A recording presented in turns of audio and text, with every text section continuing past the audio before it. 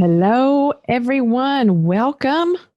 Welcome back to the PJo Show. Thank you for joining me today. I know I say this every week, but I absolutely mean it.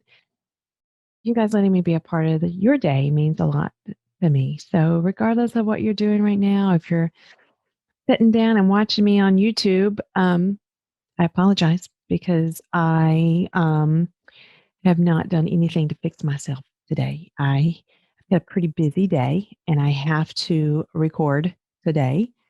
And the only way I can get this done is if I do it right here, right now. So you are catching me fresh back from a walk. My hair's all tied back. I don't have stitch of makeup on my face and my eyebrows are doing something weird. But anyway, some days you just show up as you are, where you are. So thank you for loving me through this. But if you're listening to me, it's your lucky day. You don't have to see it. I'm just joking. I'm just joking. I just hope you're having a good day wherever you are. Oh, friends, we're talking about something today. It's something that I feel pretty passionate about, and it's something that I don't think we're talking enough about. And I really think that it is, if we are searching for freedom, it is through this. And it's toxic positivity. And I know you guys are thinking like, so we're going to find freedom through toxic positivity? No, we're not. We are going to find freedom when we step out of toxic positivity because I think that one of the things that is, I don't want to say wrong, but one of the challenges that we are seeking or that we are seeing in this world is there's just a lot of people out there who are saying things like, just look on the bright side, or there's find the positive in everything, and there's a good side to everything, and everything happens for a reason. And while that's true, it also discounts our very real feelings. It makes those bad. You know, if we're feeling something that's not considered, and it's got an eye roll and some air quotes, positive. If we're not feeling something good vibes, then we are a negative person. And that's wrong. We are not negative people. If all you see, all you choose to see, all you want to see is negativity, then yeah, maybe you're more attuned to negativity than you are to positivity. I'm not going to say you're a negative person. I'm just going to say that you are more attuned to that. And you can realign and retune yourself to something different if you choose to. But it is very important to know that if you are feeling these things that we call negative emotions, which I think we should eliminate that. We should just call them emotions. We shouldn't have positive emotions or negative emotions or good or bad. They are all just emotions. They are all just feelings. And as humans, we are meant to feel our feelings. We are not meant to shove them in a box and to make them bad or make them shameful. So that's really what I want to talk about, right? Negative feelings don't make you a negative person. They don't. Because here's the thing, friends, sometimes really shitty things happen to us.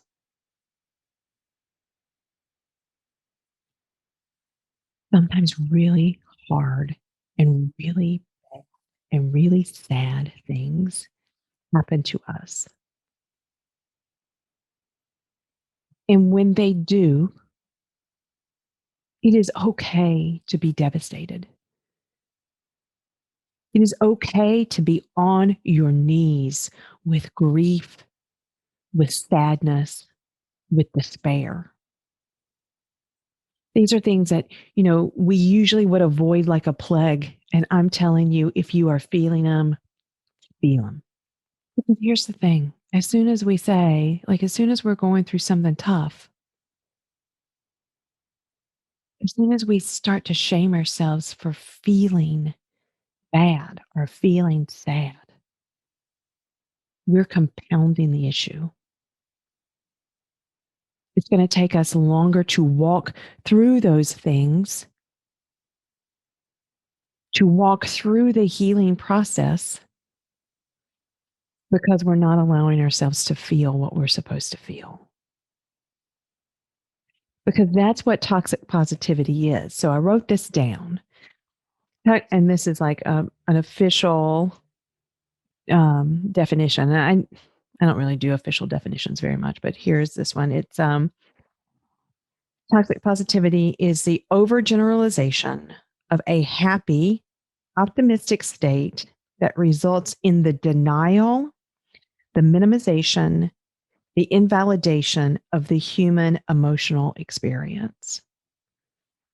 So when I think of toxic positivity, the biggest word that really, when I read that, the two biggest words that stood out to me was denial and invalidation. Because as humans, that is what we are always seeking, is validation. Until we receive it from ourselves, we are always seeking it from outside sources, validation. So when we are in a state of toxic positivity, we are living distracted, we are living in denial. And what we're doing is we are invalidating the experiences and the emotions that we are having. How does that feel? Does that feel like I just dropped a ton of bricks on your foot or in your lap? Because this is where freedom is, friends. Freedom is letting yourself feel what you have to feel. You know, I'm going to tell you a story, and this is very deeply personal. When we found out that we were pregnant with my second daughter, we were actively trying not to get pregnant. We had our daughter, our oldest daughter. We had decided we were going to be a family of 3. I got rid of baby stuff. Like I was on birth control and using it correctly. I had envisioned my life as to what it was going to be. I was going to be the mother of 1 daughter. And at that time in my life, I didn't even think that I was doing that really well. Like I was scared shitless to be a mom, but I was trying not to let myself feel that, because who feels that, right? So then imagine my surprise when I found out that I was pregnant. I was devastated. I was devastated. I called my friend, my best friend, my first phone call, the one I call when I'm on the ledge. I called her and she loved me through it, which was great. My husband was also upset. You know, guys, we weren't planning on this. And I was really afraid. I was really afraid that if I was doing such a bad job with 1 kid, I was totally going to screw it up with 2. I was so afraid. And I was not happy. I was not happy. I was sad. And then I got put on bed rest because it was a difficult pregnancy. And so I shamed and I guilted myself into that because I thought that was my fault because I hadn't wanted this child. I hadn't wanted this pregnancy. And so when I would go to the doctor, or when I would see someone and they would have found out that I was pregnant, or before, because I wasn't telling anybody. And you know, you can only hide that for so long. And so people would say to me, "Oh my God, aren't you so excited?" And I wasn't excited at all. And it would put me right back in the shame cycle of what type of a woman, what type of a mother isn't excited and thrilled to find out that she's pregnant. And I had somebody who was at their house, and I had this moment of real vulnerability. And I said, I'm not real excited about this. I don't think I can do it because we weren't planning on this. And I just let everything out. Blah. I took the mask off and I let everything out. And this person said to me, well, God doesn't give you anything you can't handle. Friends, that made me feel worse. Like, well, apparently he can because I can't handle this. So now I'm a failure on, like, it was the one of the most difficult times in my life. And what I did not have was anybody telling me it's okay to be upset with this. It's okay to be devastated. This doesn't mean that you're not going to love your child. It doesn't mean that. It means right now you're having to re envision a life that you've already envisioned. And that can be hard, especially because you don't know how it's going to turn out, right? And of course, we had Annie, and she's perfect and she's amazing, and I love her to bits, and she completed our family. And we really are a family of four, not a family of three. We were meant to be a family of four, not a family of three. I get all of that now. And I'm so happy to have her. And I'm also really happy to have that experience because when I can look for toxic positivity in my life, I can see it right there. When I'm trying to figure out the contrast of, or when I'm looking for an example, when I'm going through my life of times when I've just had to really feel like shit, when I was really struggling and I just had to struggle, I have that to look back on.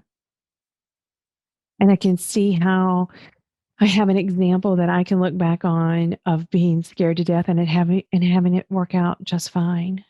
And an example of trusting and of all the other things that we've talked about. Because there's times in your life that you're not going to be positive. There are times in your life that you or a friend or a loved one might get a really difficult diagnosis that is going to have you re envisioning your life. And let me tell you, when you first get that news, it takes a while. It takes a while to adjust to that news. And I know that a pregnancy is different than, a devastating diagnosis. I understand that, and I'm not comparing the two. But what I am saying is there are times that we get news in our lives, whether it's a diagnosis, whether you're fired from your job, whether you have to move when you weren't expecting to move, whether you get hit, you're in an accident, whether someone else that you know is in an accident. There are things out there that happen to us that cause us to reevaluate and revision our life. These things happen. And so it's important that we give ourselves permission to feel all the things that we have to feel to move and to grow through that. It's kind of easy to talk about like big events, and it's not easy to talk about them. These are just really good and easy examples to find. And you can say, well, of course, Rich, no shit. If I get a tough diagnosis, I know I'm going to be sad. It's not knowing that you're going to be sad, it's giving yourself permission to be fully sad and to not listen to all the people who are trying to pep you up and saying things like, everything happens for a reason. Just keep focusing on the good. Sometimes, friends, yes, there is lessons in everything. Like, I can look back on my pregnancy with Annie, and I can see all the lessons.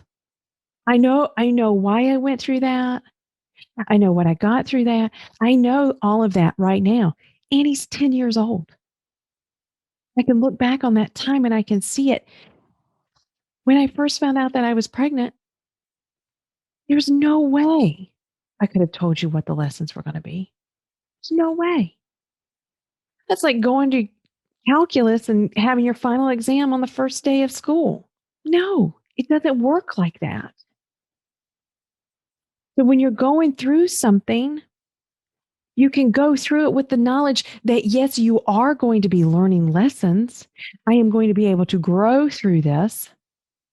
I choose that. But trust that as soon as you start only looking for the lessons aren't going to show themselves to you because that's you trying to control it. When we're talking about feelings, control is not is not feeling it. You have to release that control. And you just have to let yourself feel it. So that's what I really, really want to stress. Is that there aren't good feelings or bad feelings, negative feelings, positive feelings. No, we just have feelings. One is not better than the other. Did you know that? One feeling is not better than the other. And I know it can be scary. Y'all, I know it can be scary. I know. Because what happens if you let yourself feel it and then you don't stop feeling it? What if I let myself go there? Oh, honey. What happens if I let myself go there? What happens if I fully let myself be devastated or stressed or whatever it is that you're feeling? What if I let myself fully feel that and then I can't stop feeling it? What if I get stuck there? Do you guys ever think like that? What if I get stuck there? This is where trust comes in. Trust that you are not going to be stuck there. Just like you're not stuck when you're, you know, when you have these big bursts of energy and excitement, you don't get stuck there either, right? You have these ebbs and these flows. So you're not all the time, like, you're not experiencing the happiness that you had on your wedding day every day. Were you worried about getting stuck there? Ooh, I can't be this happy all day, all my life. That's impossible to maintain, or whatever, right? We don't have the fears about getting stuck in happiness because we know happiness comes and it goes. There are some days are going to be worse than others. We know that. We know that. But when we start looking at sadness, anger, grief, frustration, resentment, when we start looking at those, we think, oh, I can't let myself feel that because I might get stuck there. You will not get stuck there. Oh, I'm kind of tingling on this. Yep, all up in my head and stuff. It usually means I'm hitting something. You will not get stuck there. What you will do is when you let yourself fully be there without the shame of being there, you release it fully from your body. You release it fully from your brain, from your mind. You release it fully from your heart. You release it. You're no longer carrying it. Everything becomes lighter.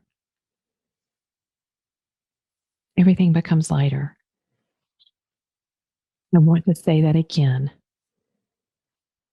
If you are afraid of feeling things fully, feeling fear, feeling grief, sadness, resentment, bitterness, any of those things we label as bad because you're afraid you're going to get stuck there, trust you will not be stuck there. Depending on how deep the emotion is, it might take you a couple of days to release it. Now, if it's a big burst, it's usually 90 seconds. That's all it takes to release something. Like if you're really pissed off, have you noticed that? Like how many times you've been so mad and then something small happens? We talked about this. It was like me going outside yelling at the water hose. That's the story of that, right? Like I was so pissed off and so frustrated and so feeling trapped that I went outside, the water hose was acting up, and I screamed and I yelled and I cursed at the water hose. And 90 seconds later, it was done. I'd had my Mount Vesuvius explosion.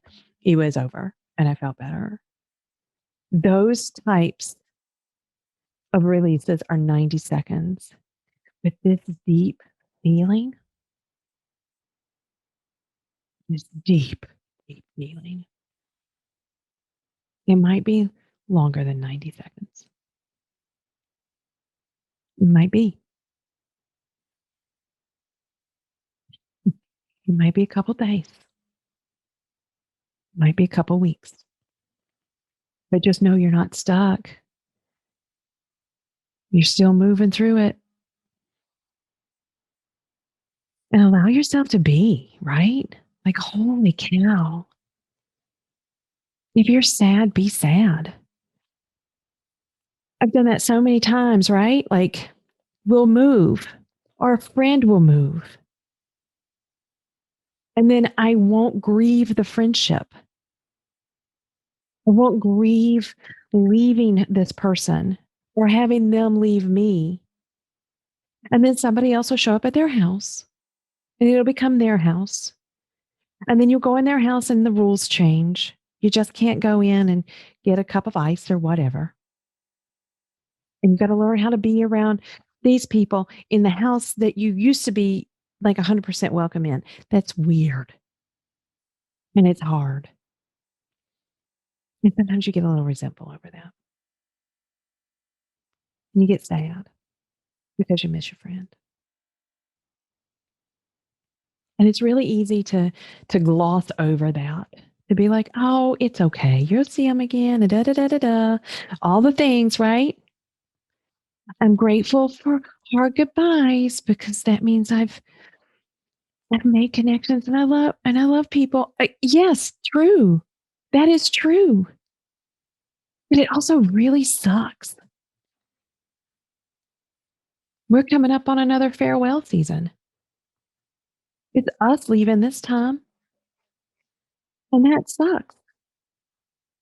It sucks to see your friends playing with all the girls in the neighborhood, the girl gang, and they're all going around crazy, and they're in your house half the day and somebody else's house another half the day, and knowing that in 2 months they're not going to have friends. They're going to start right back over. Toxic positivity would not allow me to feel that frustration. It would not allow me to feel that sadness, feel that resentment. Why do we have to do this again? Look, you know why you got to do it again. But knowing it and feeling it are two different things. Like sometimes you got to work through the feeling of it. You can't bypass it. You can't say, well, you shouldn't feel resentful. You shouldn't feel sad because you got to go. You came into this place knowing that you were only going to be here for 2 years. So now it's over 2 years. So you knew this was coming. You know it's coming. You know why it's coming. Your spouse got a new job, whatever, right? You know why. But you have to feel what those feelings are and what it's doing to you. You gotta grieve for your kids. You know, when we moved from Illinois to here, we left one of the best schools ever. I mean, oh my God, I still follow them on Facebook. Like I loved this school. And the school where we are is not great. And you better believe I've had a process of missing and grieving and being resentful that my kids weren't at that other awesome school. And I look at some of the issues that we've had here, and not even COVID related, but just the issues that my daughters have had in their schools. And I know it would have been different if we hadn't moved. I know it would have been different. I also know that we had to move. I know that's not a choice. I get it. But I also understand that letting me feel the resentment, the anger, the bitterness, letting myself feel that, and ultimately the sadness, guess what that does? That allows me to free myself of those feelings. That is the freedom. You don't want to you don't want to be sad about it anymore? Guess what you get to do? You get to be sad about it. How about that for a little truth grenade? If you don't want to be sad about something, guess what you got to do? You got to cannonball into that sad pool. You just got to be sad. The more you resist it, this is big. The more you resist it, the more it's going to persist. It's true. What we resist persists. It's true. So if you don't want to be sad, if you don't want to be angry, if you don't want to be resentful or bitter or shameful, if you don't want to be those things, guess what you got to be? You got to be those things. And then as you start to practice it a little bit more and more, because life is practice. Don't think I'm sitting here with you today, not knowing that there's some feelings that I've got to move through in regards to one thing or the other thing, right? I'm not hiding that. I'm not acting like I got that all figured out because there are still things that I'm resistant to. Because guess what? Sugar, I'm human. And that's what humans do. But here's something else I'm doing. I'm loving myself through it. I'm like, okay. I know that if I'm resisting it, it's going to persist, then it's going to stay around. I know it. And so in time and with practice, it just gets easier and easier and easier. Because I know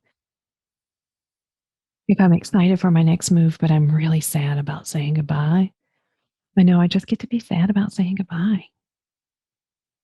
It doesn't take away any bit of the excitement about the move. In fact, it kind of makes it more pure because I'm not using that as a tool or as a weapon to use against myself for feeling sad. That's what toxic positivity is.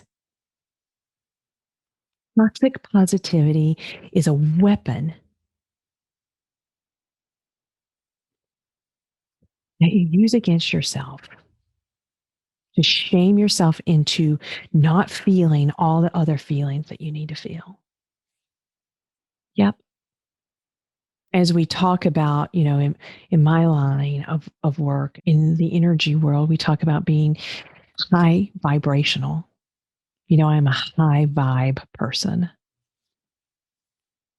And then when we think about vibrational feelings, yes, those positive feelings, they do carry a higher vibration. Happiness has a higher vibration than sadness. Yes. But do you know what has the highest vibration? It is love. Love has the highest vibration. And if I'm feeling sad,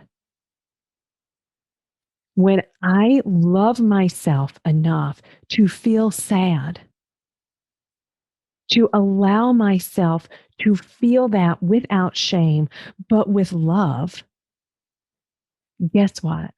I am still a high vibrational being, a high vibrational person who's happening to have a low vibrational emotion, a feeling. Doesn't make me low vibe. In fact, it makes me a high vibe because I am allowing myself to feel it. I am loving myself through the feeling and the releasing of it. I don't know why I threw that in there. I just wanted to kind of explain that a little bit like that. Actually, I do know why, because I really don't like the saying of good vibes only. I've had that sign hanging in my bathroom and it's coming down. Like, I don't like that. Like, no, it's not good vibes only.